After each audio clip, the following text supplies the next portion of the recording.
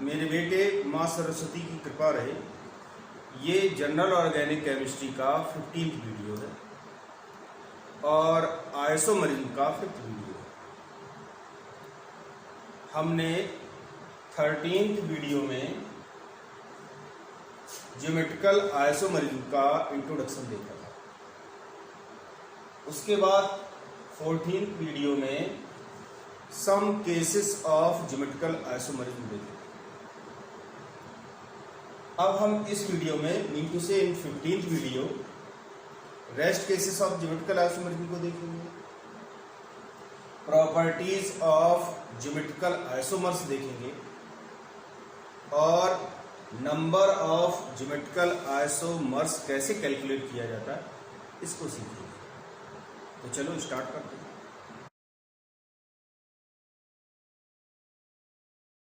अब हम देखेंगे ज्योमेट्रिकल आइसोमरिज्म इन एलीन्स या इन्हीं को कहा जाता क्यूमुलेट्स या क्यूमुलेटेड पॉलीइन्स भी कहते हैं। तो जो पॉलीइन्स होते हैं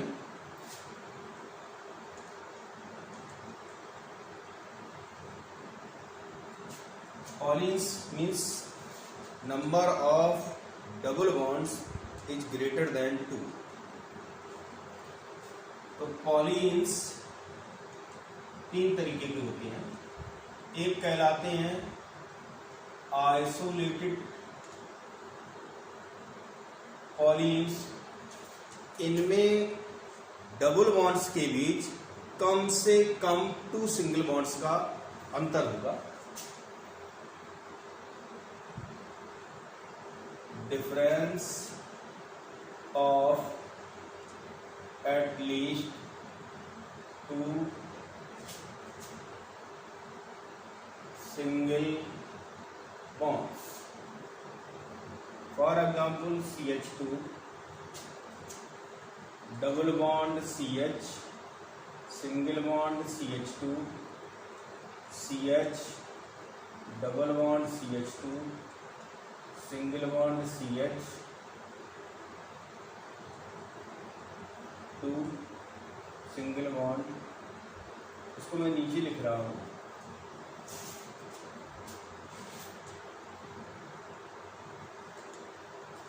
for example CH2 double bond CH, single bond CH2, single bond CH, double bond CH, single bond CH2, CH double bonds की।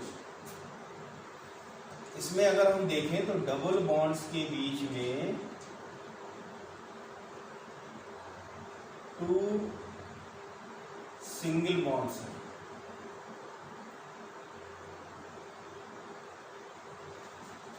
एक ये है और एक ये है।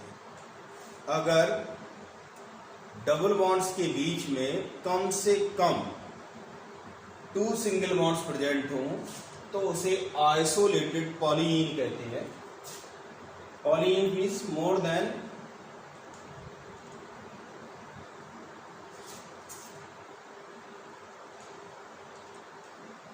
One double bond. तो इसमें अगर हम देखेंगे जो दोनों डबल बॉन्ड्स हैं उनके बीच कम से कम 2 सिंगल बॉन्ड का अंतर है। और इधर भी अगर हम देखेंगे तो इन दोनों के बीच में भी 2 सिंगल बॉन्ड्स का डिफरेंस है। दूसरा जो टाइप होता है पॉलीइन्स का वो कहलाता कॉन्जुगेटेड पॉलीइन्स। कॉन्जुगेटेड पॉलीइन्स में डबल बॉन्ड और सिंगल बॉन्ड्स अल्टरनेट होते हैं। Alternate single and double bonds. For example CH2 double bond CH, single bond CH, double bond CH single bond CH double bond CH2। और जो थर्ड टाइप ऑफ पॉलीन्स होता है वो कहलाता है क्यूमुलेटेड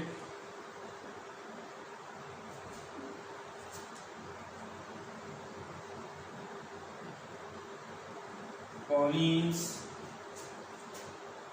या इन्हीं को कहते हैं एलीन्स, या इन्हीं को कहते हैं क्यूमुलिन्स।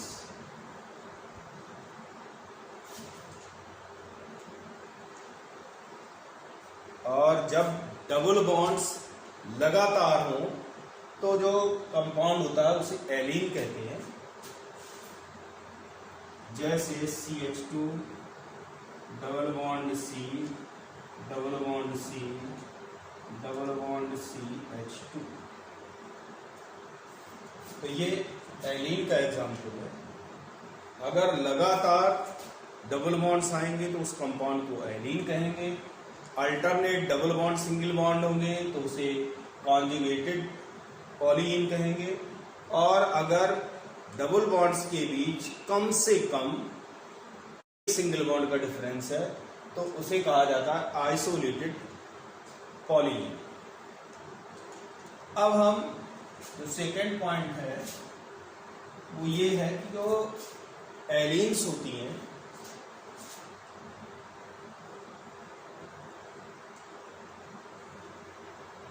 उनमें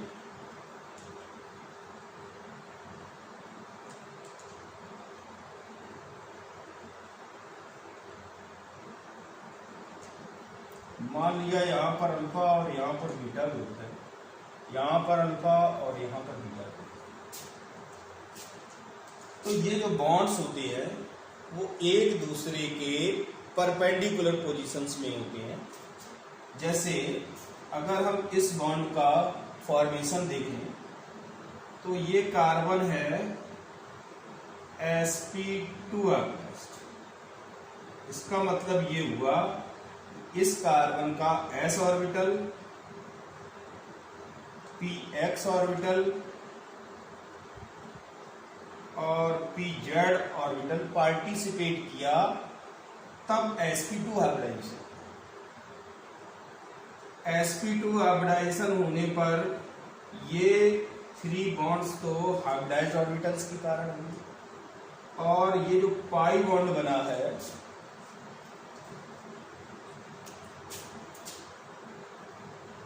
इस पाई बॉन्ड का फॉर्मेशन इस कार्बन के py ऑर्बिटल से, और जब इसका py ऑर्बिटल इस पाई बॉन्ड के फॉर्मेशन में पार्टिसिपेट कर रहा है तो इसका भी py ऑर्बिटल ही पार्टिसिपेट करेगा। अब हम नेक्स्ट कार्बन पर आते हैं। ये कार्बन sp हाइब्रिडाइज्ड, और sp हाइब्रिडाइज्ड होने के कारण मान लिया हमने इसमें s ऑर्बिटल पार्टिसिपेट करेगा और जो p ऑर्बिटल है उसमें 3 होते हैं px py z pz। तो py तो यहां इन्वॉल्व हो गया, अब बचा px और pz। मान लिया कि px ऑर्बिटल sp हाइब्रिडाइजेशन में पार्टिसिपेट करेगा। जब px ऑर्बिटल पार्टिसिपेट करेगा, py यहां पार्टिसिपेट कर चुका है, तो केवल pz ऑर्बिटल बचा और वो pz ऑर्बिटल ही इस पाई बॉन्ड को फॉर्मेशन के लिए अवेलेबल होगा। तो ये हो गया pz। जब इसका pz ऑर्बिटल पार्टिसिपेट किया, इस कार्बन का भी pz ऑर्बिटल ही पार्टिसिपेट करेगा in formation of pi bond.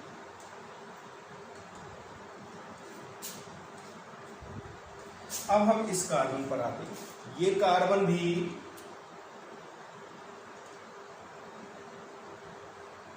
sp hybridised, इधर पी जेड ऑर्बिटल इन्वॉल्व हो गया, तो अब पी जेड ऑर्बिटल तो अवेलेबल नहीं होगा, एस पार्टिसिपेट करेगा और मान लिया एक्स पार्टिसिपेट। तो अब इसका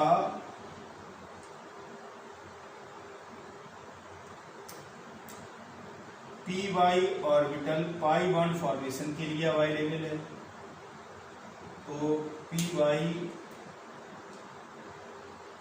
और इसका भी पी वाई पार्टिसिपेट करेगा,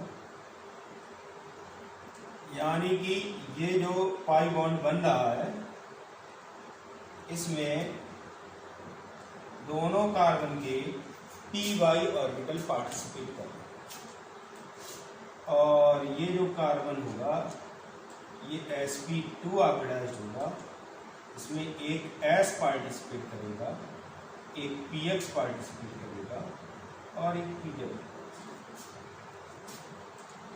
तो अगर हम ओवरऑल देखें तो ये जो पाई बॉन्ड बना हुआ है इसमें पी वाई ऑर्बिटल पार्टिसिपेट कर रहे हैं तब बन रहा है, और ये वाला भी पी वाई ऑर्बिटल से बन रहा है। मीन टू से ये वाला पाई बॉन्ड और ये वाला पाई बॉन्ड को प्लेनर होंगे, एक ही प्लेन में होंगे,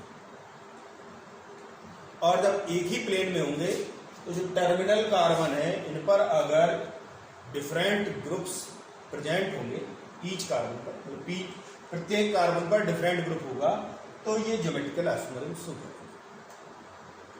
अगर हम ये मान लें कि दो ही कार्बन के बीच में दो डबल बॉन्ड है और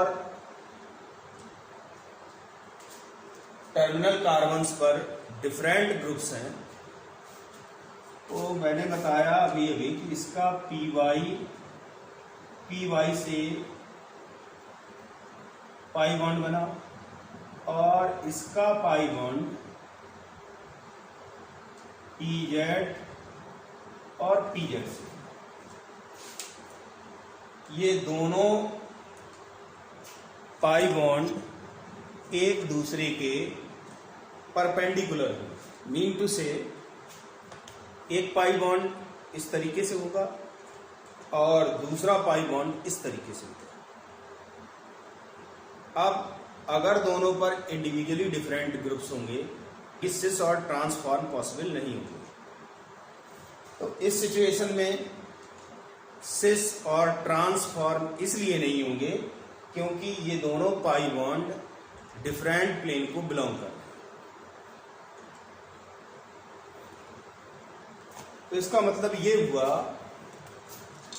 कि इसमें ज्योमेट्रिकल आइसोमरिज्म नहीं होगी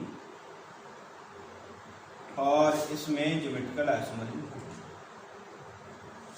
तो ज्योमेट्रिकल आइसोमरिज्म एलीन्स के केस में तभी पॉसिबल होगी जब number of pi bonds odd हो, क्योंकि अगर number of pi bonds odd होगी,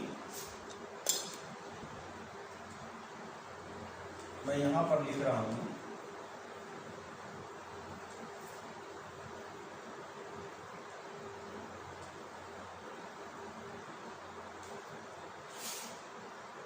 सी alpha beta C double one C alpha beta. तो इसे अगर हम जो अल्फा बीटा है ये हमने मान लिया हॉरिजॉन्टल पोजीशन में है, तो ये पाई बॉन्ड वर्टिकल होगा, ये वाला पाई बॉन्ड हॉरिजॉन्टल होगा और ये वाला पाई बॉन्ड वर्टिकल होगा और ये हॉरिजॉन्टल। दोनों का प्लेन सेम है,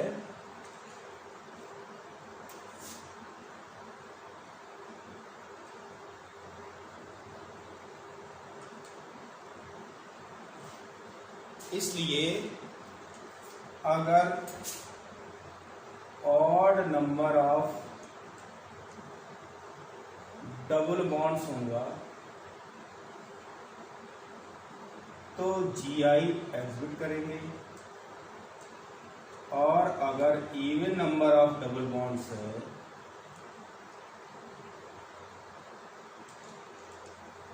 तो ये कंपाउंड GI एग्जिट नहीं करेगा। ये तो रहा एलिन्स में कब ज्योमेट्रिकल आइसोमरिज्म होगी और कब ज्योमेट्रिकल आइसोमरिज्म नहीं होगी। अगर number of double bonds odd है तो जो टर्मिनल ग्रुप्स होंगे वो एक ही प्लेन पर होंगे, और टर्मिनल कार्बन पर जो ग्रुप्स होंगे अगर वो इंडिविजुअली डिफरेंट है तो ज्योमेट्रिकल आइसोमरिज्म पॉसिबल होगी। और अगर जो नंबर ऑफ पाई बॉन्ड्स है वो इवन है तो ये एक दूसरे के परपेंडिकुलर होंगे, और उस सिचुएशन में ज्योमेट्रिकल आइसोमरिज्म पॉसिबल नहीं होगी। तो ओवरऑल जो कंक्लूजन निकला वो ये निकला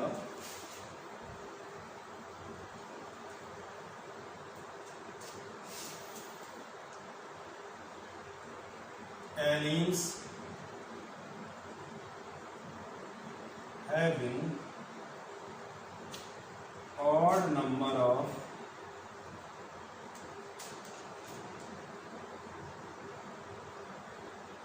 double bonds and individually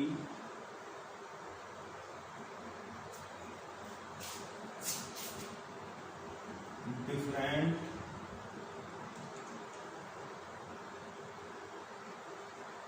groups at terminal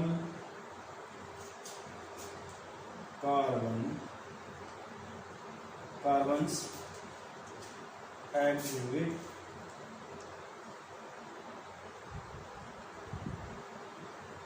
geometrical isomers. For example, अगर हम देखें जो एलीन है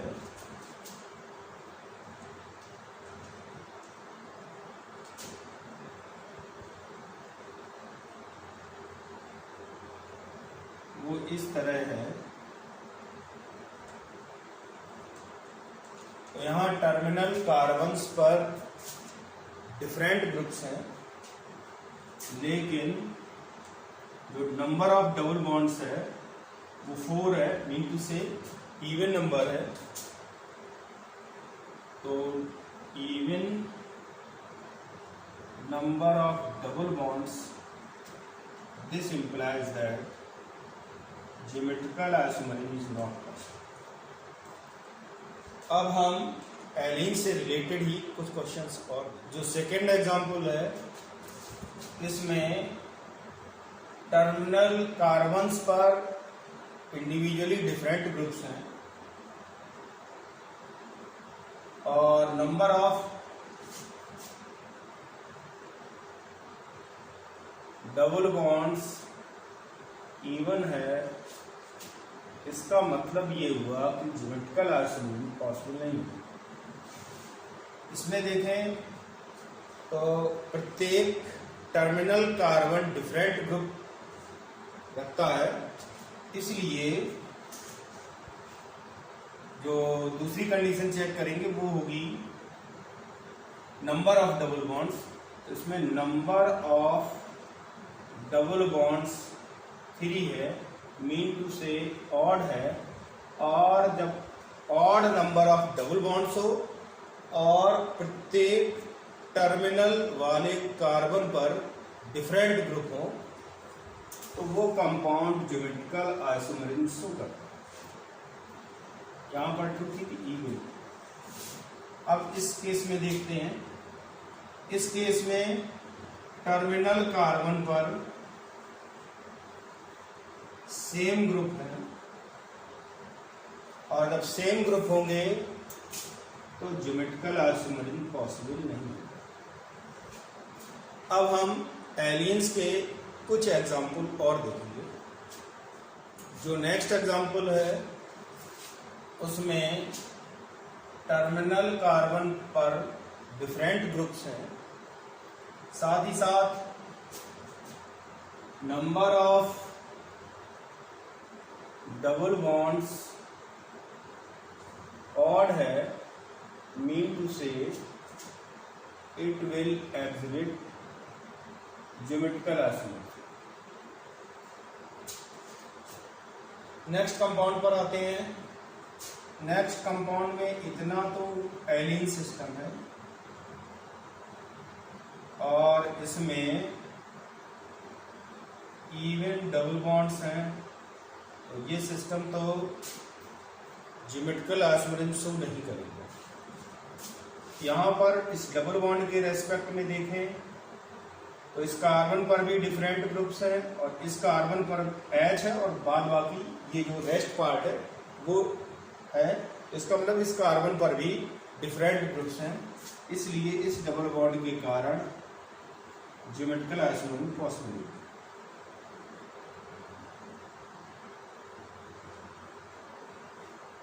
नेक्स्ट एग्जांपल है, इसमें ये एलीन सिस्टम हो गया और इसमें ऑड डबल बॉन्ड्स हैं, इसलिए ये ज्योमेट्रिकल आइसोमरिज्म शो करेगा। और डबल बॉन्ड में भी ज्योमेट्रिकल आइसोमरिज्म होगी क्योंकि दोनों कार्बन्स पर डिफरेंट ग्रुप प्रेजेंट है। ये तो रहा geometrical isomerism in case of allenes. अब हम देखेंगे geometrical isomerism in spiranes, mean to say the compounds having rings in such a way that they have at least one common carbon.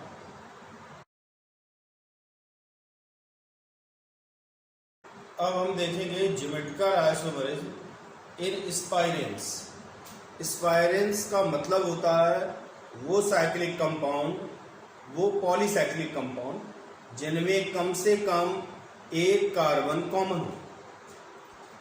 तो इस case में, स्पाइरेंस के केस में geometrical isomerism तब होगी जब नंबर ऑफ रिंग्स ऑड होगी, और अगर नंबर ऑफ रिंग्स इवन है तो ज्योमेट्रिकल आइसोमरिज्म पॉसिबल नहीं होगी। जैसे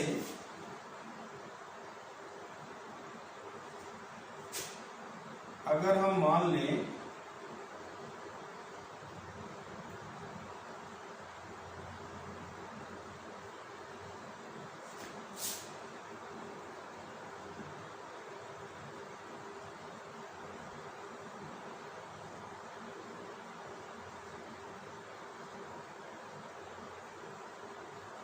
कि प्रत्येक टर्मिनल पर जो कार्बन है उस पर डिफरेंट ग्रुप है, तो और नंबर ऑफ रिंग्स जो है वो ऑड है, तो क्या होगा कि ये अगर हॉरिजॉन्टल सिचुएशन में होंगे तो ये वर्टिकल होगा, ये रिंग हॉरिजॉन्टल होगी, ये वर्टिकल होगा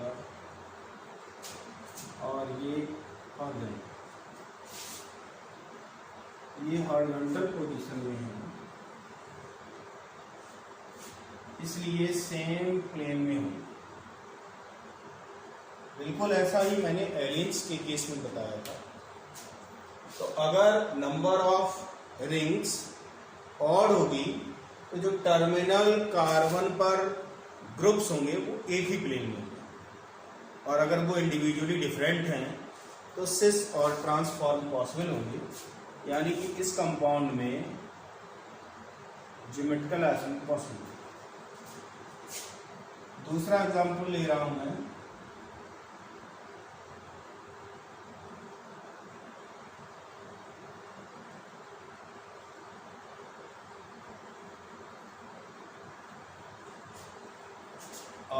इसमें हमने नंबर ऑफ रिंग्स को इवन लिया है,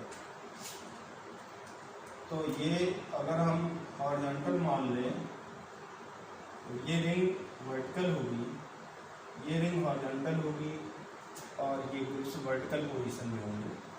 तो यहाँ पर दोनों में डिफरेंस है, सेम प्लेन में नहीं होंगे, और जब सेम प्लेन में नहीं होंगे तो भले ही इंडिविजुअली डिफरेंट ग्रुप्स प्रेजेंट हुआ कार्बन टर्मिनल, ये जीआई ज्योमेट्रिकल आइसोमरिज्म शो नहीं करेगा।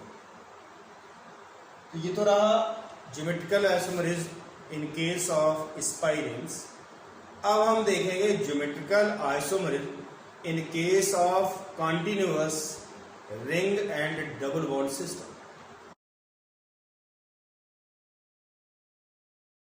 अब हम देखेंगे geometrical isomerism in continuous ring and double bond system. तो इसमें जो पॉसिबिलिटीज हैं वो पहली पॉसिबिलिटी ये है कि कंटिन्यूअस डबल बॉन्ड और रिंग हो, और अगर दोनों का सम ऑड होगा तो ज्योमेट्रिकल आइसोमरिज्म पॉसिबल होगी, और अगर दोनों का सम इवन होगा तो ज्योमेट्रिकल आइसोमरिज्म पॉसिबल नहीं होगी। सेकेंड केस है रिंग रिंग हो सकती है, मतलब केवल रिंग हो, और अगर नंबर ऑफ रिंग्स ऑड होगी तो ज्योमेट्रिकल आइसोमरिज्म पॉसिबल होगी, और अगर नंबर ऑफ रिंग्स इवन है तो ज्योमेट्रिकल आइसोमरिज्म पॉसिबल नहीं होगी।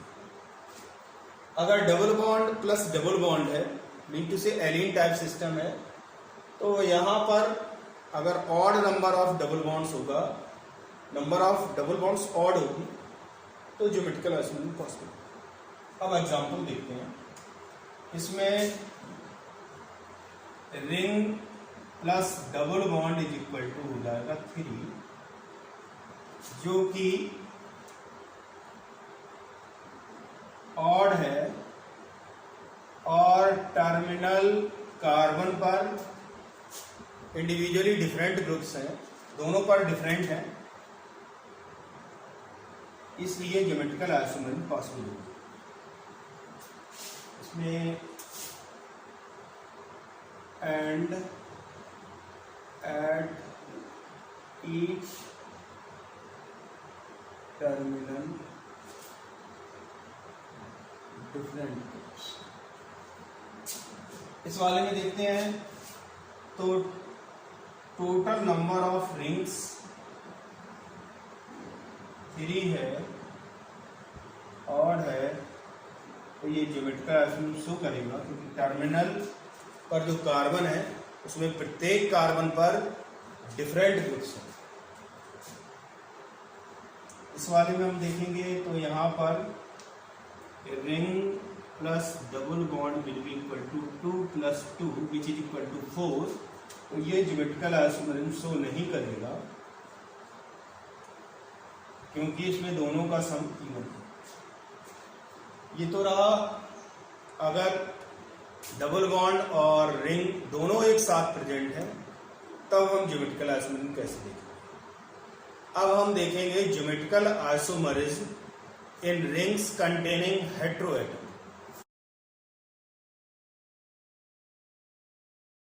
अब हम देखेंगे ज्योमेट्रिकल आइसोमरिज्म इन हेटेरोसाइक्लिक कंपाउंड्स। हेटेरोसाइक्लिक कंपाउंड्स में ज्योमेट्रिकल आइसोमरिज्म बिल्कुल उसी तरह होती है जैसे कि साइक्लोएल्केन में होती है। मैंने साइक्लोएल्केन के केसेस में बताया था कि कम से कम 2 कार्बन एटम सैचुरेटेड होने चाहिए और उनमें से प्रत्येक पर डिफरेंट ग्रुप होने चाहिए।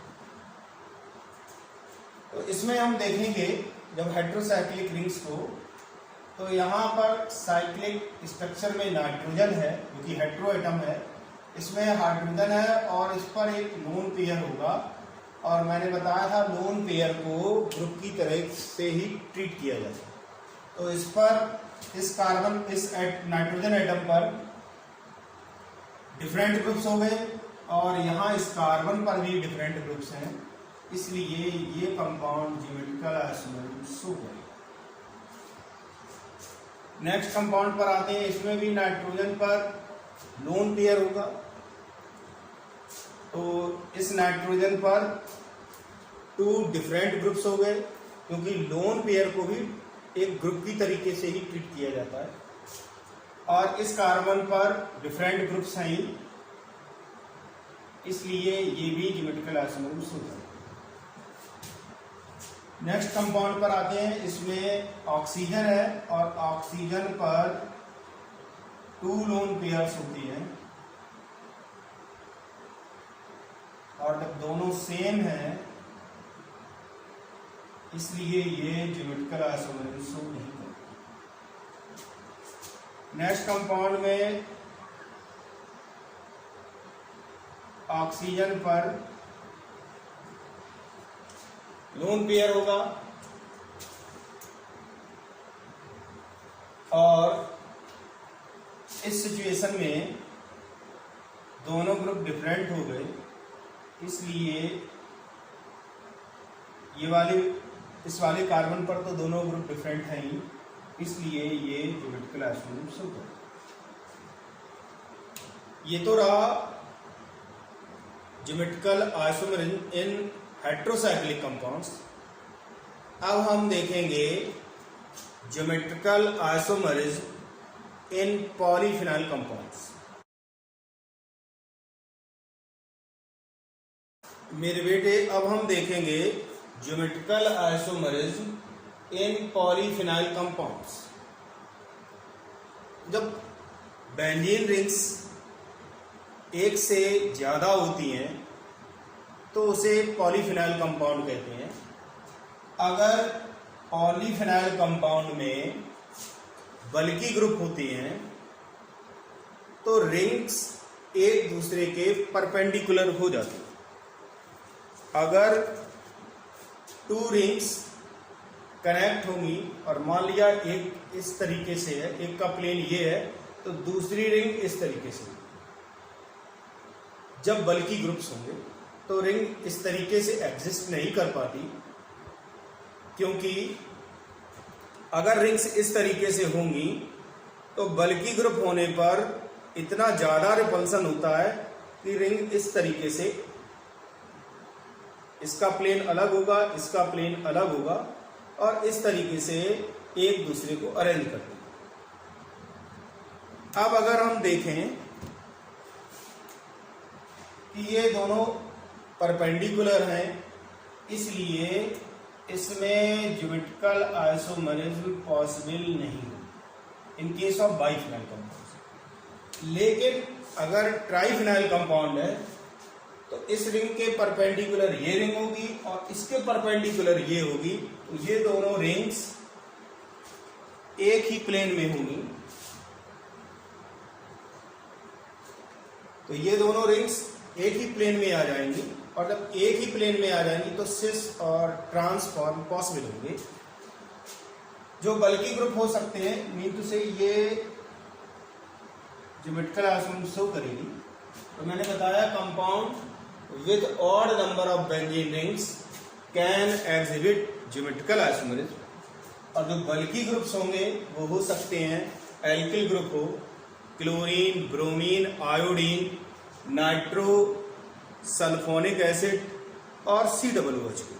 अगर ये ग्रुप होंगे तो ये ग्रुप रिंग के प्लेन को चेंज कर देते हैं due to repulsion of each other.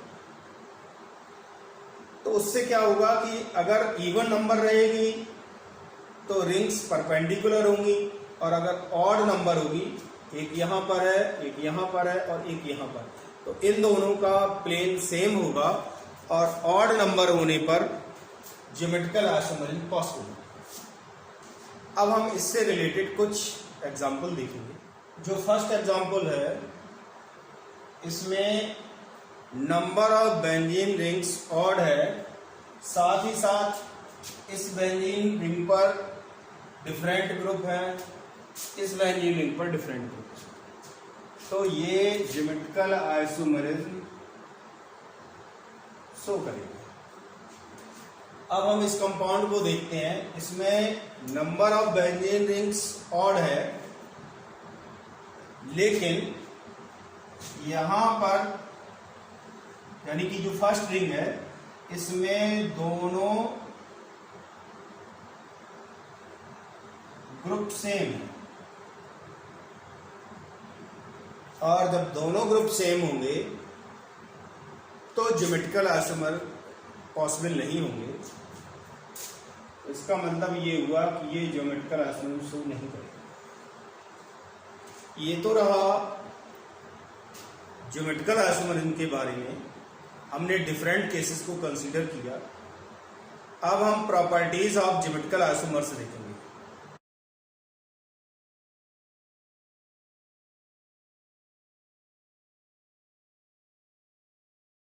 मेरे बेटे अब हम देखेंगे प्रॉपर्टीज ऑफ ज्योमेट्रिकल आइसोमर्स, और उनमें सबसे पहले देखते हैं स्टेबिलिटी। तो ज्योमेट्रिकल आइसोमर्स की स्टेबिलिटी स्टीयरिक रिपल्सन पर डिपेंड करती है। अगर ग्रुप्स के बीच में स्टीयरिक रिपल्सन ज्यादा होगा तो सिस्टम की या कंपाउंड की एनर्जी इंक्रीज होगी, जिससे स्टेबिलिटी कम होगा। इसका मतलब ये हुआ कि अगर रिपल्सन बढ़ेगा तो स्टेबिलिटी कम होगी, या ये कहें कि स्टेबिलिटी एंटी प्रोपोर्शनल होती है रिपल्सन की।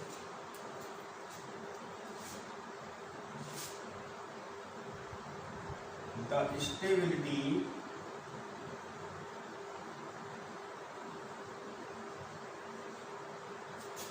Of geometrical isomer depends on steric repulsion.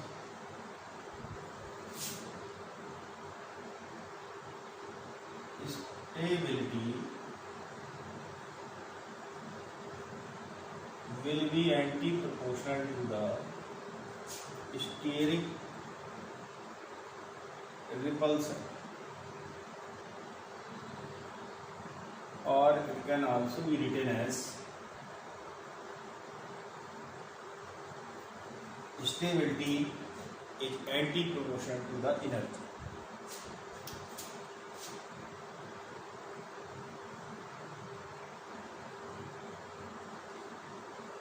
अगर हम जनरली देखें तो जो सिस फॉर्म होता है उसमें ग्रुप सेम साइड होते हैं, इसलिए उनके बीच में रिपल्सन ज्यादा होगा तो स्टेबिलिटी कम हो जाएगी। और ट्रांसफॉर्म में ग्रुप्स अपोजिट साइड होते हैं, इसलिए उनके बीच में रिपल्सन कम होगा और स्टेबिलिटी इंक्रीज हो जाएगी। इसका मतलब ये हुआ कि सिस फॉर्म में अधिक रिपल्सन के कारण स्टेबिलिटी कम होती है, जबकि ट्रांसफॉर्म में कम रिपल्सन के कारण स्टेबिलिटी ज्यादा होती है। तो स्टेबिलिटी ऑफ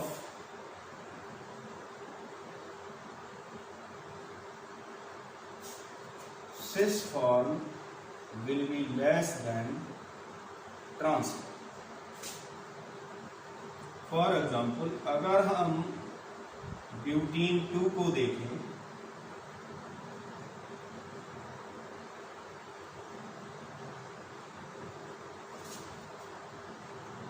तो इसके सिस और ट्रांसफॉर्म में, सिस फॉर्म में स्टीरिक रिपल्सन ज्यादा,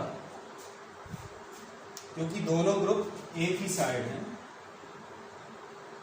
जबकि ट्रांसफॉर्म में स्टीरिक रिपल्सन कम है।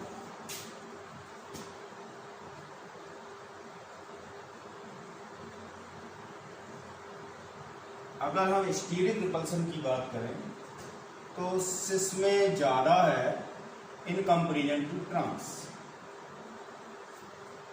क्योंकि इसमें जो बल्कि ग्रुप हैं वो एक ही साइड है और एक दूसरे को रिपेल करेंगे। इसमें अपोजिट साइड है तो रिपेल नहीं करेंगे। अगर हम एनर्जी देखें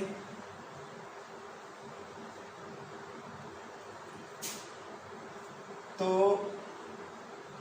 सिस फॉर्म की एनर्जी ज्यादा होगी इन कंपेरिजन टू ट्रांसफॉर्म, क्योंकि सिस फॉर्म में रिपल्सन ज्यादा है, और अगर रिपल्सन ज्यादा होगा तो कंपाउंड की एनर्जी इंक्रीज करेगी। अब स्टेबिलिटी अगर देखेंगे तो अगर एनर्जी ज़्यादा होगी किसी सिस्टम की तो वो कम स्टेबल होगा, और जिसकी एनर्जी कम होगी वो ज़्यादा स्टेबल होगा। इस तरीके से हमने देखा कि in general cis form less stable होता है जबकि ट्रांसफॉर्म मोर स्टेबल होता है। अब हम नेक्स्ट केस को इसी में देखेंगे। अगर कनेक्टेड ग्रुप की बल्कनेस बढ़ेगी तो स्टीरिक रिपल्सन भी बढ़ेगा और उससे स्टेबिलिटी कम हो जाएगी। Bulkiness of group increases, repulsion will also increase, hence stability will decrease. For example, C2H5 C double bond C H H CH, ये सिस फॉर्म होगा C2H5 C H H CH, ये transform. तो cis form में बल्की group है जबकि transform में इस बल्की group के रेस्पेक्ट में हाइड्रोजन है जिसका साइज छोटा, तो यहां पर रिपल्सन कम और यहां पर रिपल्सन ज्यादा। तो अगर हम रिपल्सन की बात करें तो इस बार सिस फॉर्म में रिपल्सन ज्यादा है in comparison to the transform.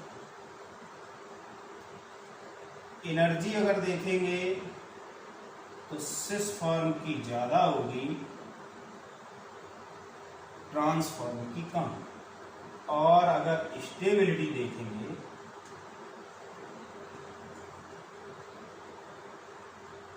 तो सिस फॉर्म की स्टेबिलिटी कम होगी और ट्रांसफॉर्म की स्टेबिलिटी ज्यादा होगी, क्योंकि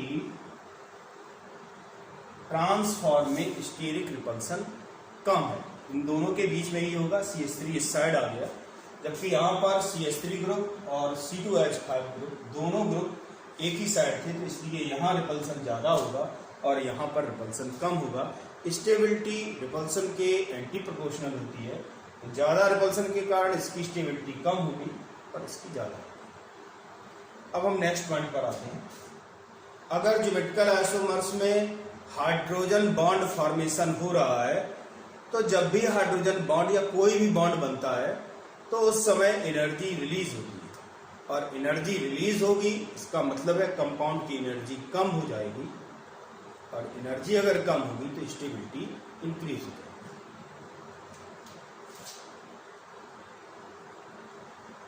during formation of hydrogen bond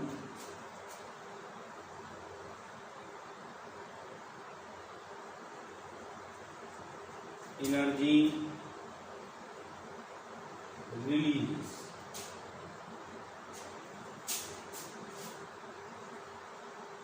which results in increase of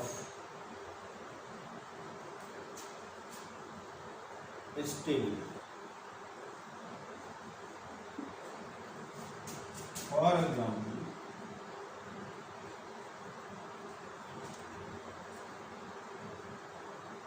C double bond C H H OH C,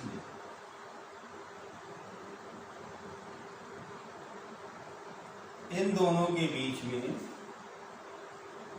cis form है, उसमें H और Cl के बीच में हाइड्रोजन बॉन्डिंग होगी, जबकि इसी का जो ट्रांसफॉर्म होगा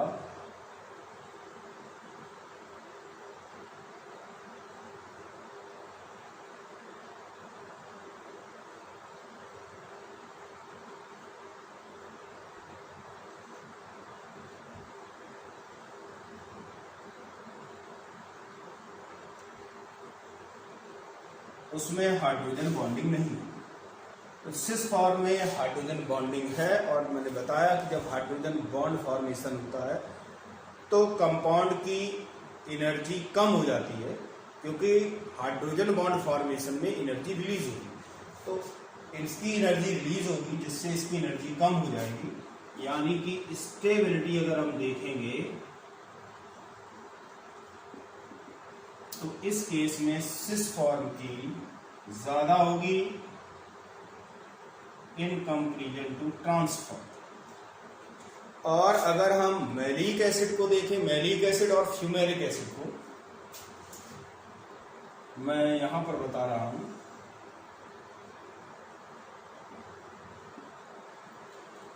मैलिक एसिड में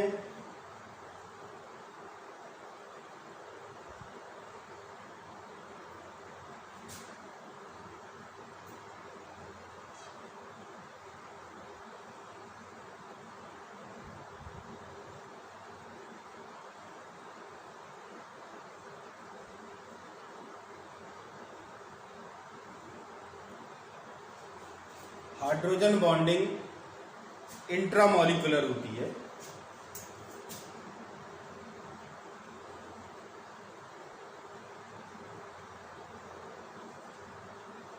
और फ्यूमेरिक एसिड में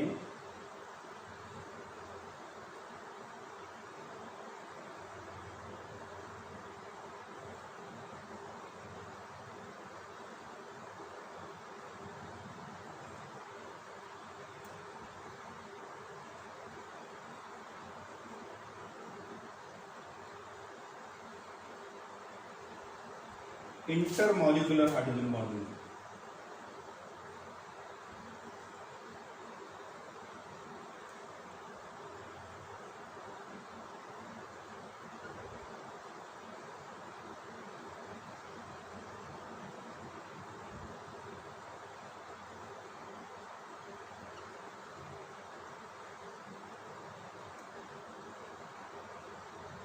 इसके बाद का स्ट्रक्चर इस तरीके से हो जाएगा। तो ये फ्यूमेरिक एसिड है, फ्यूमेरिक एसिड ट्रांसफॉर्म है, और मैलिक एसिड सिस फॉर्म। तो इसमें ट्रांसफॉर्म में हाइड्रोजन बॉन्डिंग ज्यादा है, इसलिए जो फ्यूमेरिक एसिड होता है उसकी स्टेबिलिटी ज्यादा होती है in comparison to maleic acid. Mean to say trans form की स्टेबिलिटी सिस फॉर्म से ज्यादा होती है। Trans is more stable than cis, और यहां पर मैंने बताया था cis is more stable than trans form. तो जितनी ज्यादा हाइड्रोजन बॉन्डिंग होगी स्टेबिलिटी उतनी ही ज्यादा होगी। ये तो रहा स्टेबिलिटी ऑफ ज्योमेट्रिकल आइसोमर्स के बारे में। अब हम देखेंगे dipole movement of geometrical isomers. अब हम देखेंगे dipole movements of geometrical isomers. तो किसी भी बॉन्ड की पोलैरिटी को डाइपोल मूवमेंट्स के टर्म्स में रिप्रेजेंट किया जाता है। Polarity of a bond is represented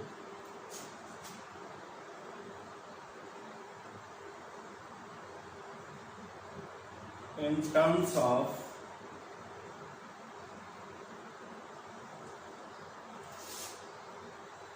dipole moment.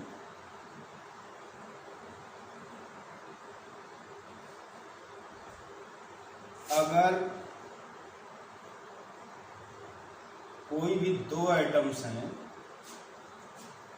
जिनमें बी मोर इलेक्ट्रोनेगेटिव है,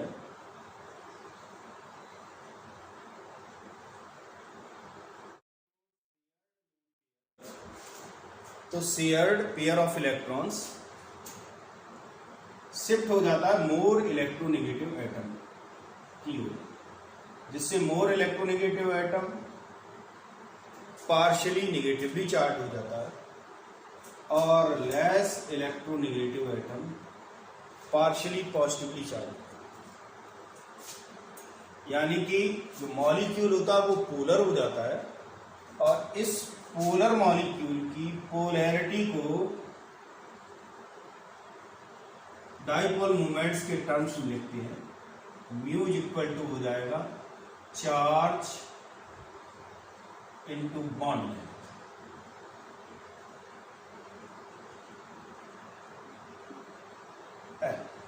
अगर इनकी बॉन्ड लेंथ एल है, इन दोनों के बीच जो बॉन्ड है उसकी बॉन्ड लेंथ एल है, तो म्यू इक्वल टू हो जाएगा चार्ज इनटू बॉन्ड लेंथ। जो डाइपोल मोमेंट होता है वो एक वेक्टर क्वांटिटी है और अगर किसी मॉलिक्यूल में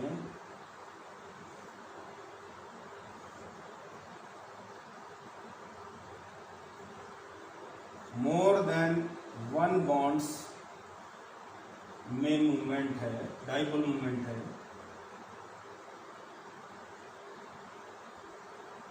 और इनके बीच का एंगल थीटा है,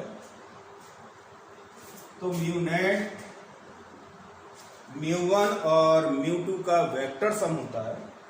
म्यू टू से it will be equal to under root mu one square plus mu two square plus two mu one mu two cos theta. तो ये तो रहा डाइपोल मोमेंट क्या होता है। अब हम ज्योमेट्रिकल आइसोमर्स के लिए कुछ केसेस देखें। जो पहला केस है वो है अटैच्ड ग्रुप या तो डोनर हो या फिर एक्सेप्टर हो। व्हेन आइदर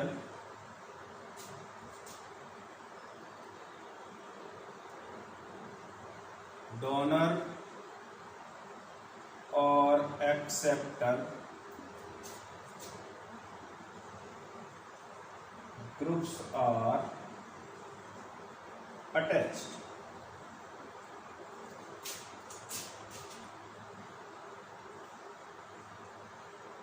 मान लिया कि डोनर ग्रुप अटैच है,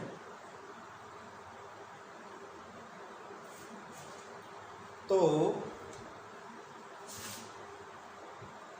बॉन्ड मूवमेंट का डायरेक्शन ये होगा। ये म्यू वन हो गया, ये म्यू टू हो गया। जिस ओर इलेक्ट्रॉन जाते हैं डायरेक्शन उसी ओर होता है। इन दोनों का अगर नेट देखेंगे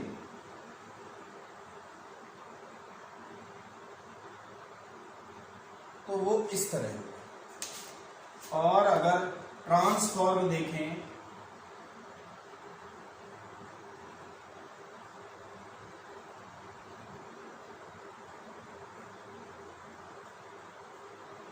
तो ट्रांसफॉर्म में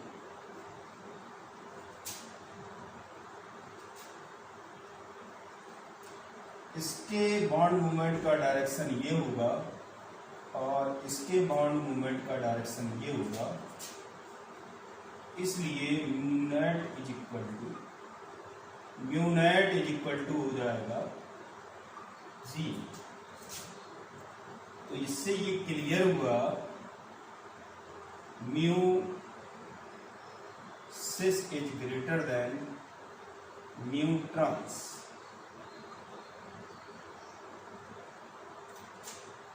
अगर जो अटैच्ड ग्रुप हैं वो एक्सेप्टर हैं तब क्या होगा, उस केस को भी कंसीडर करते हैं।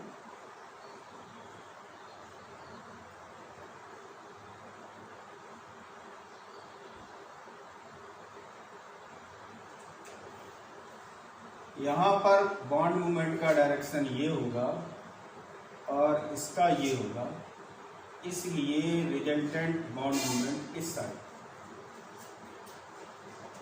और अगर हम ट्रांसफॉर्म के लिए देखेंगे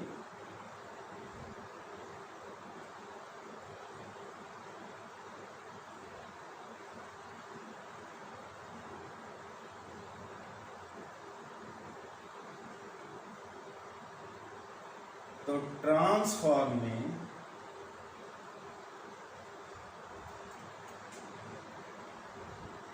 इस बॉन्ड मूवमेंट की डायरेक्शन इस साइड होगी और इसकी इस साइड होगी, इसलिए म्यू ट्रांस अगर देखेंगे तो वो लगभग 0 होगा, जबकि सिस के लिए नॉन जीरो वैल्यू होगी। So the value of dipole moment of cis form will be greater than value of dipole moment of trans form.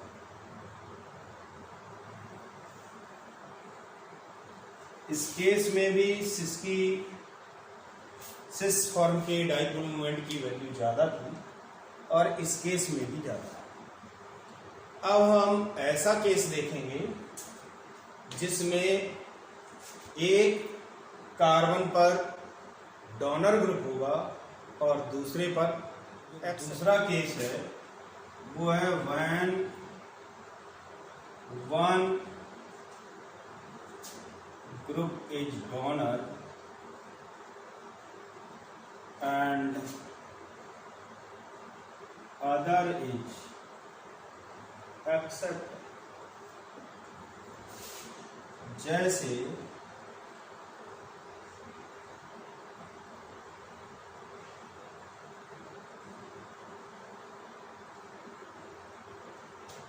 इस कंपाउंड को देखें, ये सिस फॉर्म है और इसे देखें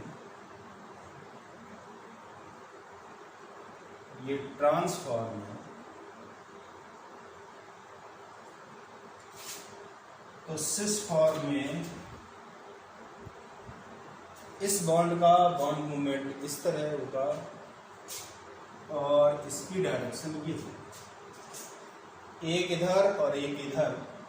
रिजल्टेंट इस तरह होगा।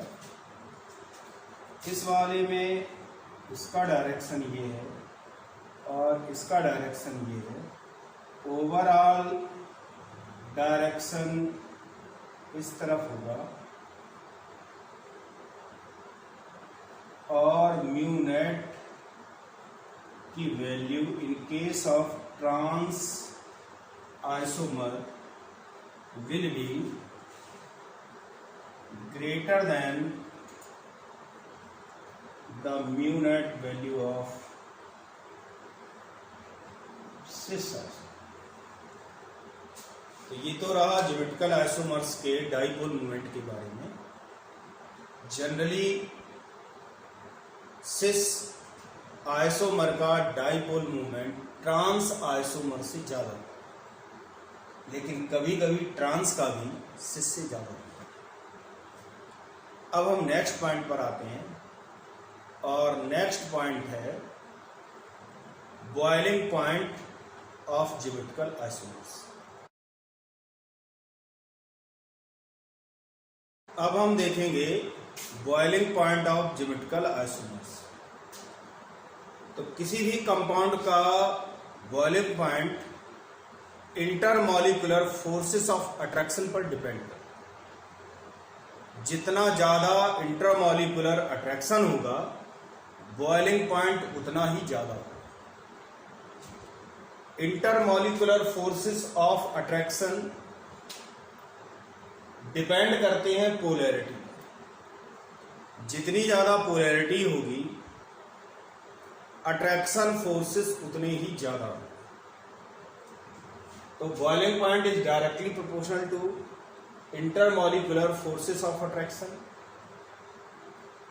which is directly proportional to polarity, and polarity is directly proportional to dipole moment।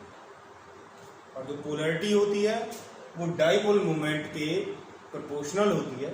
इस तरीके से हम कह सकते हैं कि boiling point of compound will be directly proportional to the dipole moment of compound। मैंने आपको बताया था जनरली सिस आइसोमर्स के लिए डाइपोल मोमेंट की वैल्यू ज्यादा होती है in comparison to trans isomers.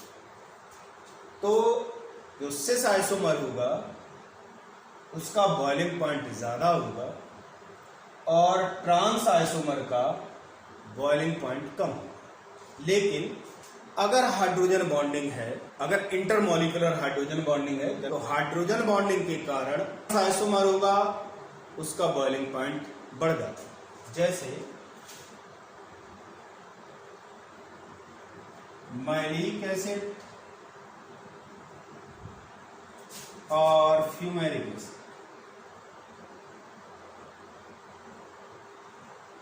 Malic acid cis form है, फ्यूमेरिक एसिड ट्रांस फॉर्म है। मैलिक एसिड में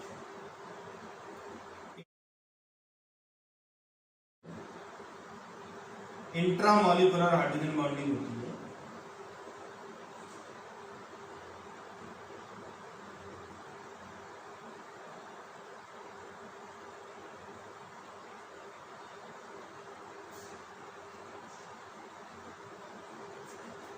जबकि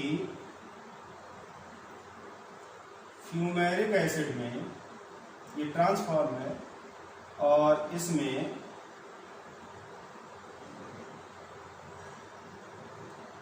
इंटरमॉलिक्यूलर हाइड्रोजन बॉन्डिंग।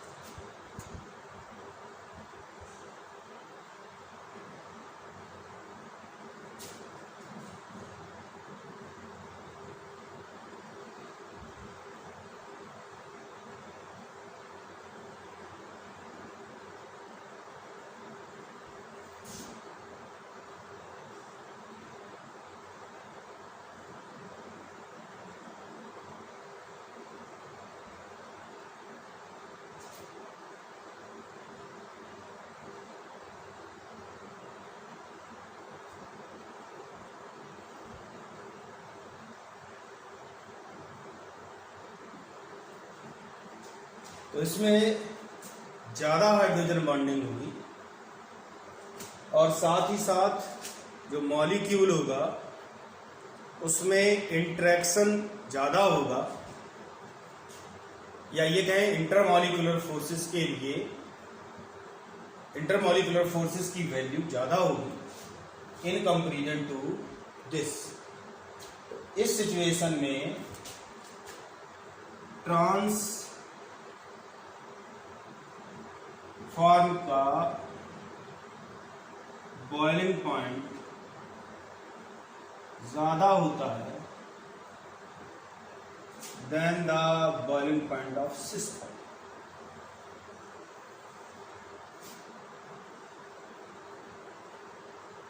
और जनरली ये तो अगर हाइड्रोजन बॉन्डिंग अगर होगी तो वो बॉइलिंग पॉइंट को इंक्रीज करेगी। ये तो रहा boiling point of geometrical isomers के बारे में। अब हम नेक्स्ट प्रॉपर्टी पर आते हैं और वो है melting point of geometrical isomers. अब हम देखेंगे melting points of geometrical isomers. तो मेल्टिंग पॉइंट डायरेक्टली प्रोपोर्शनल होता है packing efficiency. melting point is directly proportional to packing efficiency.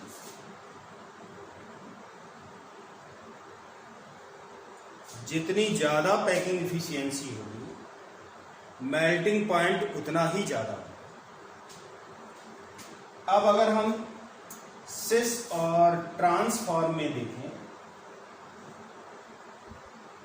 तो सिस फॉर्म के कंपैरिजन में ट्रांसफॉर्म में सिमिट्री ज़्यादा होगी। इसलिए जितनी ज़्यादा सिमिट्री होती है किसी मॉलिक्यूल में, उसकी पैकिंग उतनी ही डेंस हो जाती है, या ये कहें कि उसकी पैकिंग इफिशियंसी बढ़ जाती है। अगर हम आइसोमर को अरेंज करें तो वो इस तरीके से क्लोजली अरेंज होते जाएंगे, क्योंकि उनमें सिमिट्री ज़्यादा है। और अगर हम इसको अरेंज करना चाहें तो उसमें स्पेस रहेगा, क्योंकि वो less symmetry.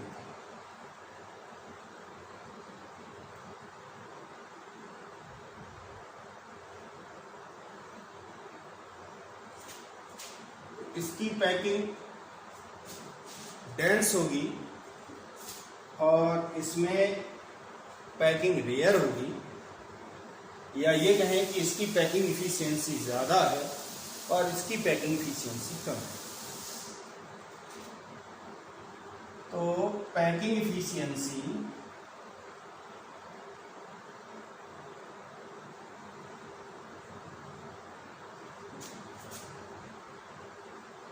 of cis is less than that of trans isomer. So melting point of cis form will be less than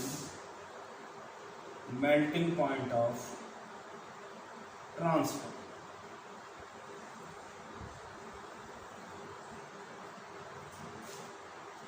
ये तो रहा प्रॉपर्टीज ऑफ ज्योमेट्रिकल आइसोमर्स के बारे में।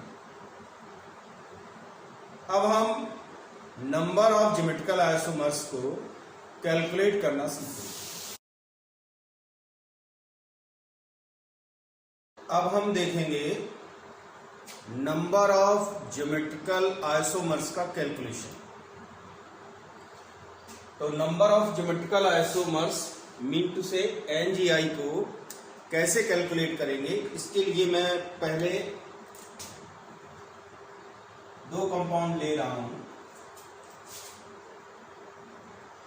और इन दोनों कंपाउंड्स में देखेंगे कि नंबर ऑफ ज्योमेट्रिकल आइसोमर्स क्या है।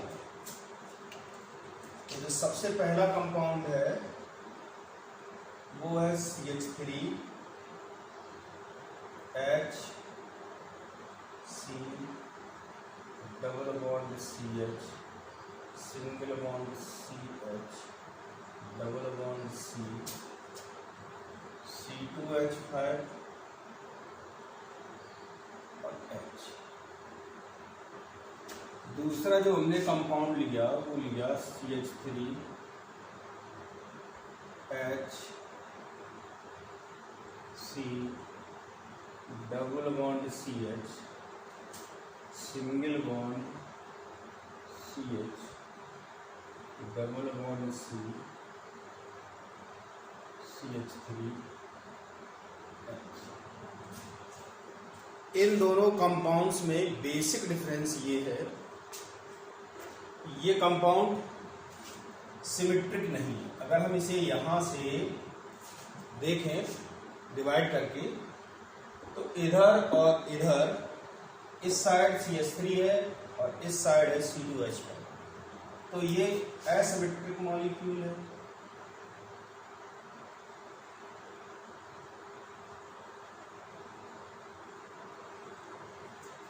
ये सिमेट्रिक है।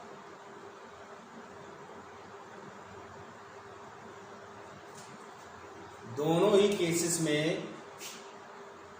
Number of geometrical isomers different मिलेगा। तो नंबर ऑफ ज्योमेट्रिकल आइसोमर्स को समझने से पहले हम ये समझते हैं कि जिस कार्बन पर डबल बॉन्ड होता है वो sp2 हाइब्रिडाइज्ड होता है, और sp2 हाइब्रिडाइज्ड होने के कारण उसमें 3 sp2 हाइब्रिडाइज्ड ऑर्बिटल्स बनते हैं। 3 sp2 हाइब्रिडाइज्ड ऑर्बिटल्स में एक ऑर्बिटल तो इस सिग्मा बॉन्ड में कंज्यूम हो जाता है, एक से हाइड्रोजन कनेक्टेड है और एक से CH3 ग्रुप कनेक्टेड है। इस साइड जो ये है इसमें भी यही सिचुएशन होगी और ये इस तरीके से होगा। जब sp2 हाइब्रिडाइजेशन होता है तो एक p ऑर्बिटल अनहाइब्रिडाइज्ड बचता है। वो अनहाइब्रिडाइज्ड p ऑर्बिटल इस प्लेन के परपेंडिकुलर होता है।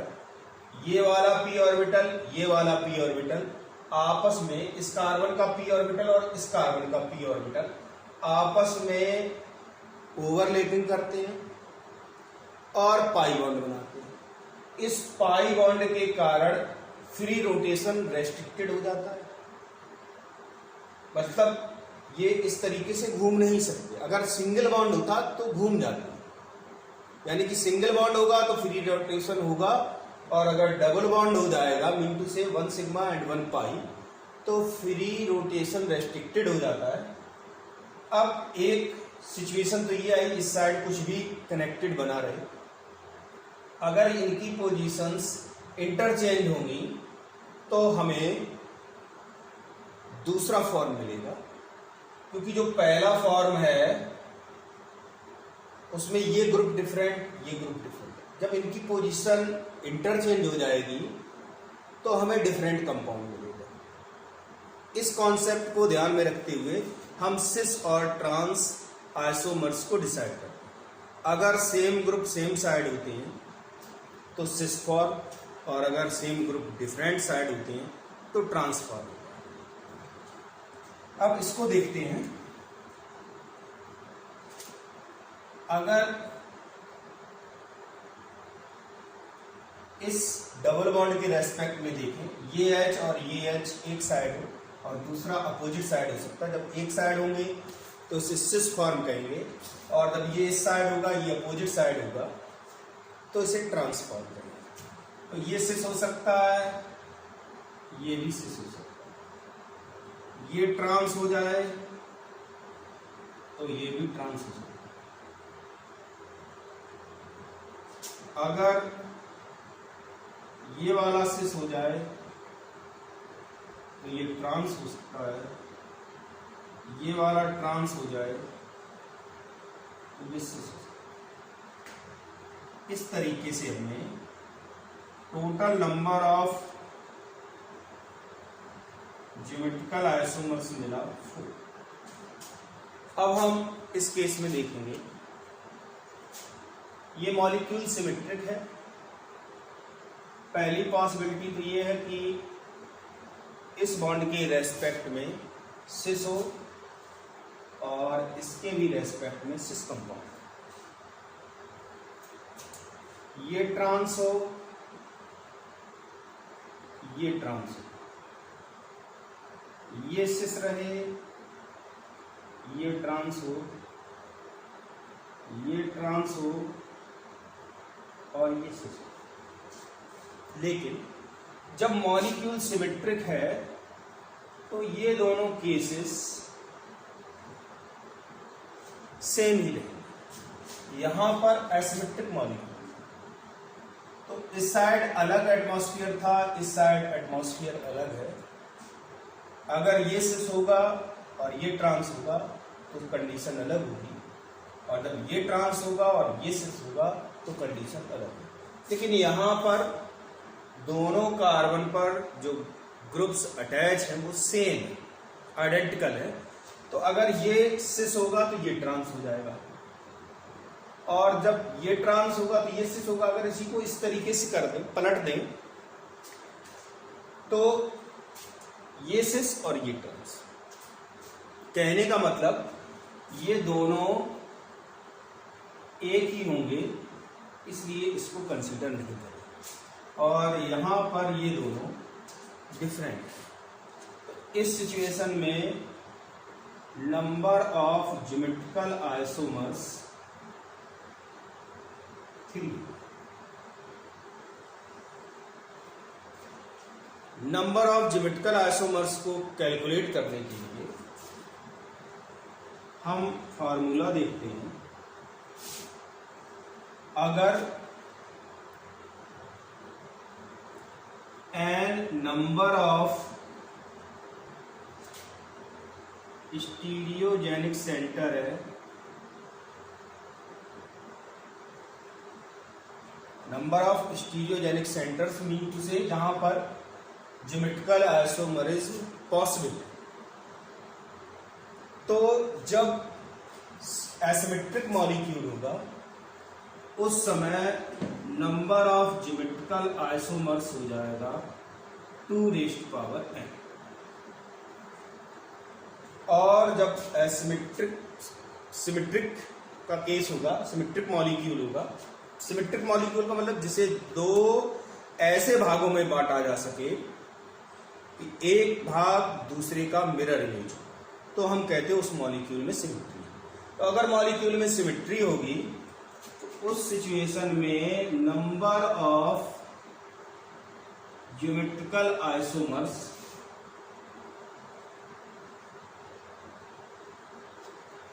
हो जाएगा 2n-1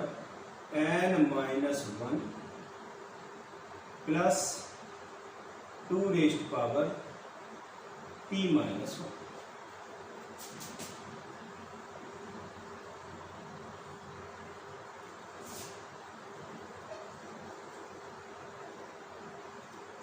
p की वैल्यू n/2 होती है जब n इवन हो, और p की वैल्यू n+1/2 होती है जब n ऑड। तो हम इस फॉर्मूला का यूज करके अगर यहाँ पर number of geometrical isomers calculate करेंगे तो यहाँ n की वैल्यू 2 है, 1 + 1 2, तो ये हो जाएगा 2n/2 which becomes equal to 4। और अगर हम यहां पर कैलकुलेट करेंगे नंबर ऑफ ज्योमेट्रिकल आइसोमर्स, तो इस केस में n = 2 है, so the value of p will be equal to 2/2 mean to say 1, and it will be equal to number of geometrical isomers will be equal to 2n-2 - 1 plus 2p-1, और p की value है 1, तो 1 - 1 it becomes equal to 2n/1 plus 2n/0, which will be equal to 2 + 1, that is 3। तो इस तरीके से हम geometrical isomers को कैलकुलेट करेंगे। अब हम कुछ क्वेश्चंस देखेंगे। नंबर ऑफ ज्योमेट्रिकल आइसोमर्स को कैलकुलेट करने के पहले हम फार्मूला देखेंगे। तो इसमें जो फार्मूला दिया गया है वो उस सिचुएशन के लिए है जब n number of stereogenic areas, मतलब जहां पर ज्योमेट्रिकल आइसोमरिज्म पॉसिबल होगी उन एरियाज का नंबर है, मीन टू से number of double bonds, double bond पर ज्योमेट्रिकल आइसोमरिज्म पॉसिबल होगी। तो या रिंग हो तो रिंग स्ट्रक्चर। मॉलिक्यूल दो तरीके का हो सकता है, एसिमेट्रिक और सिमेट्रिक। अगर एसिमेट्रिक मॉलिक्यूल है तो उस सिचुएशन में number of geometrical isomers will be equal to 2n। और अगर मॉलिक्यूल सिमेट्रिक है तो number of geometrical isomers will be equal to 2n-1 plus 2p-1, where p is equal to n/2 in case of even value of n and p is equal to n plus 1/2 in case of odd value of n। अब पहला question देखते हैं। तो इसमें molecule symmetric होगा, इस तरफ और इस तरफ बिल्कुल एक जैसे ही कार्बन और हाइड्रोजन एटम्स हैं, इसलिए ये मॉलिक्यूल सिमेट्रिक होगा। और इसमें n इज इक्वल टू हो जाएगा 3। सो the value of geometrical isomer will be equal to 2n-1 plus 2p-1। It will be equal to 2 p की वैल्यू अगर हम देखेंगे तो p इज इक्वल टू हो जाएगा n/2, n plus 1/2, because n is equal to 3 which is odd। अगर even होता है तो p is equal to होता है n/2। It will be equal to 3 plus 1/2 which becomes equal to 2। On putting this value we get 3 minus 1 plus 2 minus 1, it becomes equal to 2 plus 2 that will be equal to 4 plus 2 which becomes equal to 6। ये तो first question का। अब हम second question को देखेंगे और second question में ये एलीन सिस्टम है और इसमें नंबर ऑफ डबल बॉन्ड्स 2 है। एलीन में जब number of double bonds odd होता है तो वो ज्योमेट्रिकल आइसोमरिज्म एग्जिबिट करती हैं, अदरवाइज वो ज्योमेट्रिकल आइसोमरिज्म शो नहीं करती। तो इसके कारण तो जीआई पॉसिबल नहीं होगी, केवल इसके कारण होगी। तो n इज इक्वल टू हो जाएगा 1। So the number of geometrical isomers will be equal to 2 mean to say 3। अब हम नेक्स्ट क्वेश्चन पर आते हैं। जो नेक्स्ट क्वेश्चन है उसमें ये एलीन है और इसमें नंबर ऑफ डबल बॉन्ड्स 3 है। तो ये ज्योमेट्रिकल आइसोमरिज्म शो करेगा और यहाँ पर हाइड्रोजन एटम्स ही हैं, केवल हाइड्रोजन एटम्स हैं। तो इसलिए क्योंकि सेम हो गए ग्रुप तो ये ज्योमेट्रिकल आइसोमरिज्म शो नहीं करेगा। अब अगर हम नंबर ऑफ ज्योमेट्रिकल आइसोमर्स देखें that will be equal to 2 which becomes equal to 2। मैं इसी में एक क्वेश्चन और बढ़ा रहा हूं।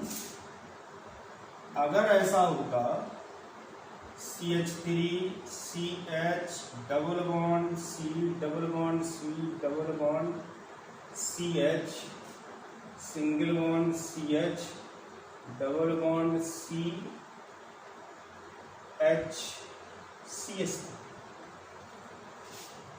इस कंपाउंड में एलीन तो सिस्टम तो ज्योमेट्रिकल आइसोमरिज्म शो करेगा ही, और यहां पर भी ज्योमेट्रिकल आइसोमरिज्म पॉसिबल है। तो इसमें नंबर ऑफ स्टीरियोजेनिक एरियाज हो गया 1 + 1 मीन टू से 2, n = हो गया 2। So the number of geometrical isomers will be equal to 2⁻², which becomes equal to 4। Next example पर आते हैं।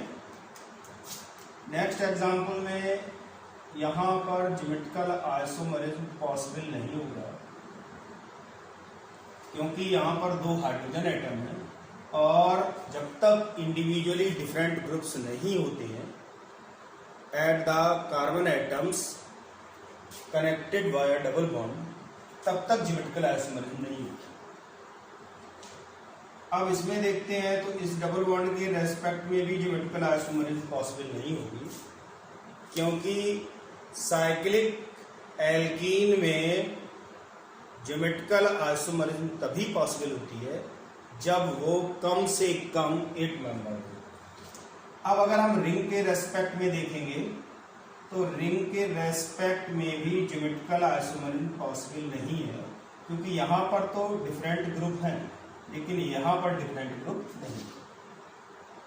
तो इस तरीके से इसमें number of geometrical isomers will be equal to 0। अब इस कंपाउंड को देखते हैं। इस कंपाउंड में इस डबल बॉन्ड के रेस्पेक्ट में ज्योमेट्रिकल आइसोमरिज्म पॉसिबल होगा,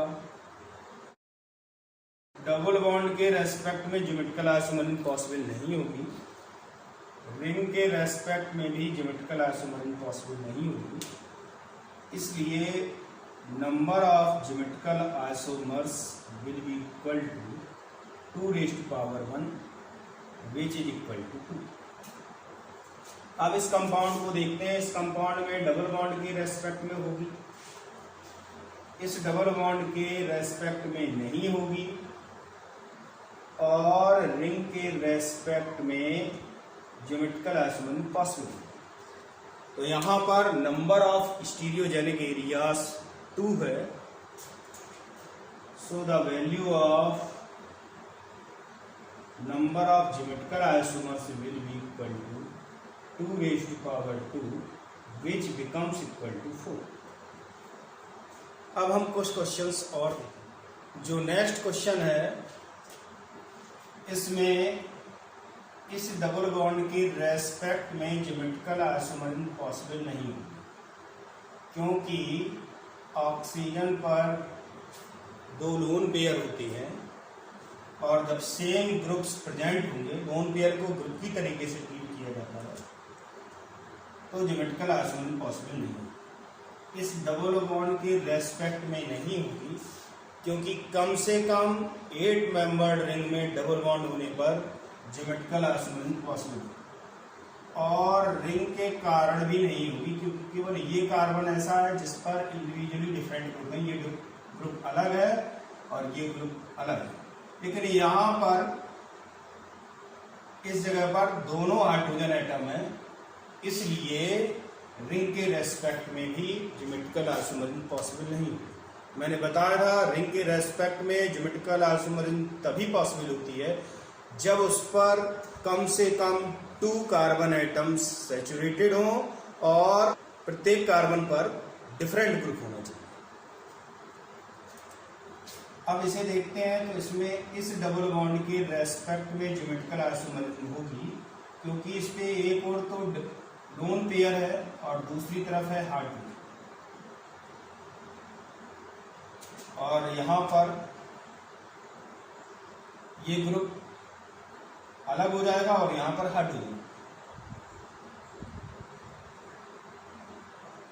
डबल बॉन्ड इन रिंग के कारण ज्योमेट्रिकल आइसोमरिज्म पॉसिबल नहीं है, और geometrical isomerism due to ring भी पॉसिबल नहीं होगी, क्योंकि यहाँ पर दोनों हाइड्रोजन टच है। यहाँ पर N G I is equal to हो जाएगा 0, number of geometrical isomers will be equal to 2 raised to power 1 which becomes equal to 2। इस केस में इस डबल बॉन्ड के कारण होगी, इस डबल बॉन्ड के कारण नहीं होगी। अगर हम रिंग के कारण देखेंगे तो रिंग के कारण ज्योमेट्रिकल आइसोमरिज्म पॉसिबल होगी, क्योंकि इस कार्बन पर हाइड्रोजन प्रेजेंट होगा और ये ग्रुप डिफरेंट, यहाँ पर मिथाइल ग्रुप है और हाइड्रोजन होगा। तो रिंग में 2 कार्बन एटम्स ऐसे हैं जिनमें से प्रत्येक पर डिफरेंट ग्रुप्स हैं, इसलिए ज्योमेट्रिकल आइसोमरिज्म पॉसिबल होगी। यहाँ n इज इक्वल टू हो जाएगा 2, so number of geometrical isomers will be equal to 2 raised to power 2 which becomes equal to 4। इसमें एलीन सिस्टम है और नंबर ऑफ डबल बॉन्ड्स 3 है, जो कि ऑड है, इसलिए due to allene system geometrical isomerism possible. और ये जो रिंग है इसके कारण ज्योमेट्रिकल आइसोमरिज्म पॉसिबल नहीं है। n इज इक्वल टू हो जाएगा 1, so the value of number of geometrical isomers will be equal to 2 raised to power 1 which becomes equal to 2।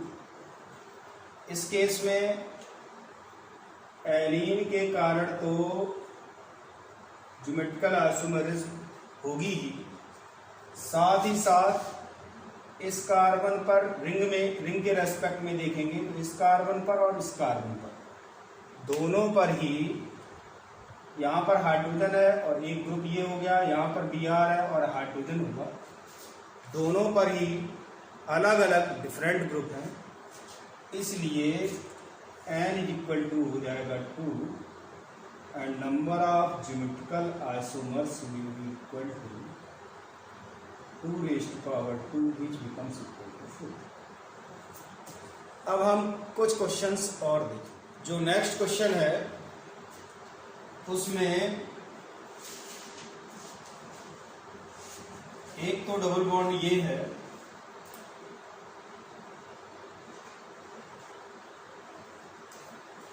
दूसरा डबल बॉन्ड ये है और तीसरा डबल बॉन्ड ये भी ज्योमेट्रिकल आइसोमरिज्म शो करेगा, ये ज्योमेट्रिकल आइसोमरिज्म शो करेगा।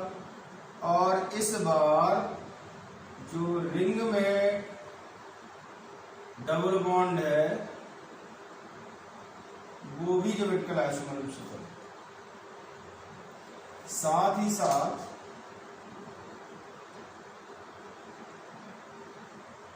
रिंग के कारण भी ज्योमेट्रिकल आइसोमरिज्म। तो इस सिचुएशन में नंबर ऑफ स्टीरियोजेनिक एरियाज 4 हो जाएगी, और अगर हम नंबर ऑफ ज्योमेट्रिकल आइसोमर्स निकालना चाहें तो वो इक्वल होगा 2 raised to power 4 which is equal to 16। अब हम नेक्स्ट क्वेश्चन पर आते हैं। तो नेक्स्ट क्वेश्चन में ये डबल बॉन्ड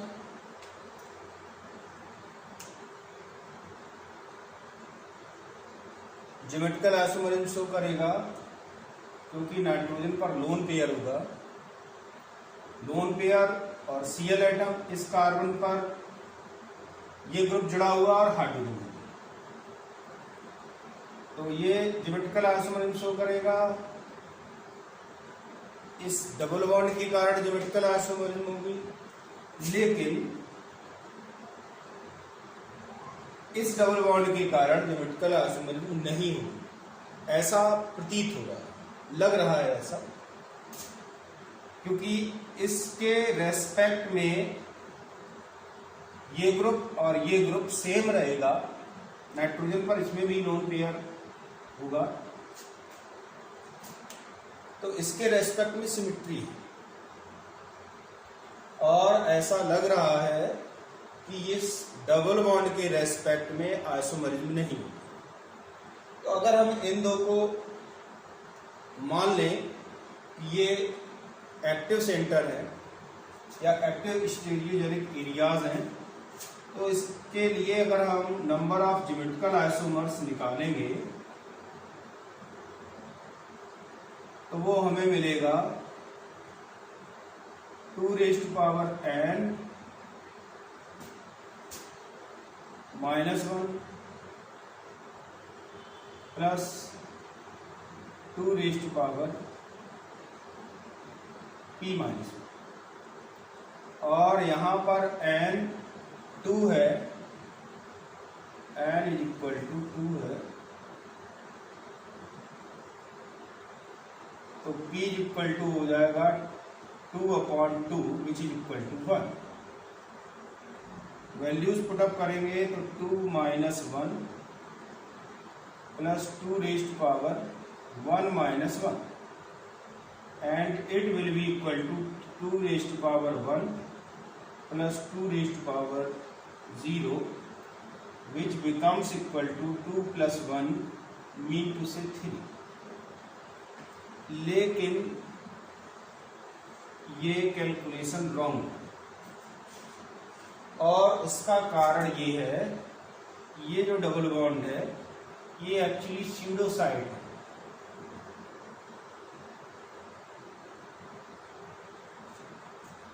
वैसे जब तक ये दोनों डबल बॉन्ड सिमिट्री शो करेंगे तब तक इस डबल बॉन्ड के कारण ज्योमेट्रिकल आइसोमरिज्म नहीं होता। कहने का मतलब, अगर हम इस बॉन्ड को 1 और इसको 2 से लिखें, 1 2 और ये 3, स्यूडो साइड को 3 माने ले रहा हूं, तो अगर जो डबल बॉन्ड 1 है उसके कारण सिन है और सेकेंड डबल बॉन्ड के कारण भी सिन कॉन्फ़िगरेशन है, तो ये अब ज्योमेट्रिकली एक्टिव नहीं होगा। ये साइट जो है वो ज्योमेट्रिकल आइसोमरिज्म शो नहीं करेगी।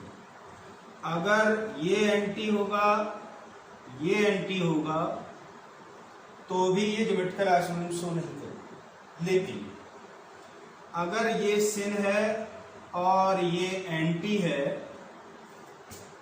तो ये सिन ये एंटी दोनों डिफरेंट हो गए। थोड़ा ध्यान दीजिए, ये दोनों डिफरेंट हो गए और जब ये दोनों डिफरेंट हो जाएंगे तो ये बॉन्ड जो है वो ज्योमेट्रिकल आइसोमरिज्म शो करेगा। अब सिन या एंटी में कोई एक कॉन्फ़िगरेशन हो सकता है, तो ये मान लिया सिन है और अगर ये एंटी है और ये सिन है तो ये एंटी हो जाएगा।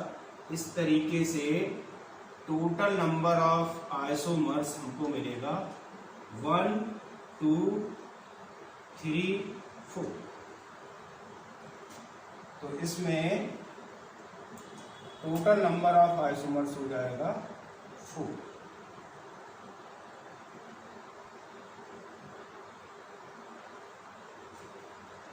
अब हम नेक्स्ट क्वेश्चन पर आते हैं। ये भी बिल्कुल इसी तरीके से है। इसमें ये वाला बॉन्ड, ये वाला बॉन्ड और ये वाला बॉन्ड हमने मान लिया ये वाला सिस है, ये वाला सिस है, तो इस बॉन्ड के कारण ज्योमेट्रिकल आइसोमरिज्म नहीं होगी। ये ट्रांस है, ये ट्रांस है, तो जब दोनों ट्रांस होंगे तो इस कार्बन पर जो दो ग्रुप हैं वो डिफरेंट नहीं होंगे, लेकिन अगर एक सिस होगा और एक ट्रांस होगा तो इस पर डिफरेंट ग्रुप कनेक्टेड माने जाएंगे। एक सिस है, दूसरा ट्रांस है, तो ये सिस हो सकता है, और अगर ये ट्रांस है और ये सिस है तो ये ट्रांस है। इस तरीके से टोटल नंबर ऑफ केसेस 4 हुआ, तो number of geometrical isomers will B 4। अगर हम इसको इस तरह से कैलकुलेट करेंगे और हमें जो number of isomers after calculation मिलेगी ज्योमेट्रिकल आइसोमर्स, वो इस केस में भी 3 मिलेगी। एक्चुअली है ये, मैंने आपको जो जब ज्योमेट्रिकल आइसोमर की स्टार्टिंग में मैंने बताया था, उस समय मैंने बताया था कि ये दोनों केसेस में से कोई एक केस बचता है और दूसरा कैंसिल हो जाता है, क्योंकि ये दोनों आइडेंटिकल केसेस हैं। लेकिन अगर स्यूडो साइट होगी तो ये दोनों ही ज्योमेट्रिकल आइसोमर शो करेंगे, क्योंकि इस सिचुएशन में जो ये साइट है, स्यूडो साइट है, वो एक्टिव हो जाएगी और ज्योमेट्रिकल आइसोमर शो करेगी। अब हम इस वीडियो के लास्ट क्वेश्चन को देखेंगे। इस क्वेश्चन में जो कंपाउंड दिया गया है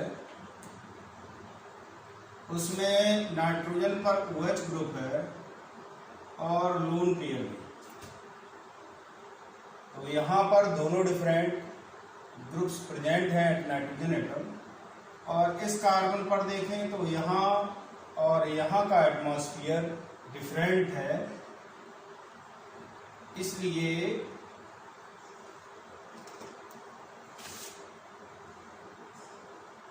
इस डबल बॉन्ड के कारण ज्योमेट्रिकल आइसोमरिज्म थ्योरेटिकली होनी चाहिए, लेकिन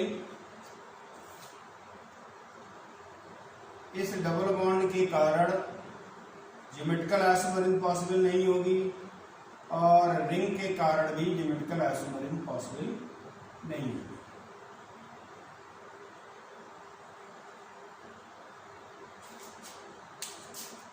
नाइट्रोजन और इस रिंग के बीच में जो डबल बॉन्ड है उसके कारण थ्योरेटिकली ज्योमेट्रिकल आइसोमरिज्म होनी चाहिए, लेकिन प्रैक्टिकली देखा गया है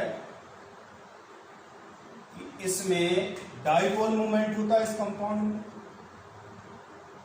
ये पाई बॉन्ड, इस पाई बॉन्ड के इलेक्ट्रॉन नाइट्रोजन पर आ जाते हैं और नाइट्रोजन नेगेटिवली चार्ज हो जाता है, कार्बन पॉजिटिवली चार्ज हो जाएगा, और ये रिंग एरोमेटिक हो जाएगी। अब रिंग के कारण पहले से ही ज्योमेट्रिकल आइसोमरिज्म पॉसिबल नहीं थी, अब यहां पर डबल बॉन्ड भी एक्चुअली एब्सेंट है, तो इसलिए इस कंपाउंड में अगर थ्योरेटिकली देखेंगे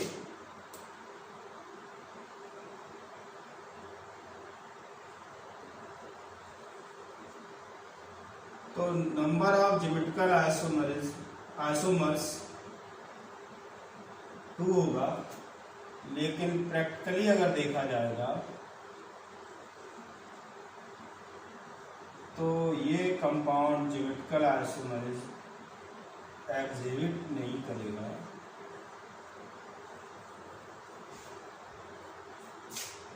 ये वीडियो यहीं फिनिश होता है। हम नेक्स्ट वीडियो में ऑप्टिकल आइसोमरिज्म को देखेंगे। Till then work.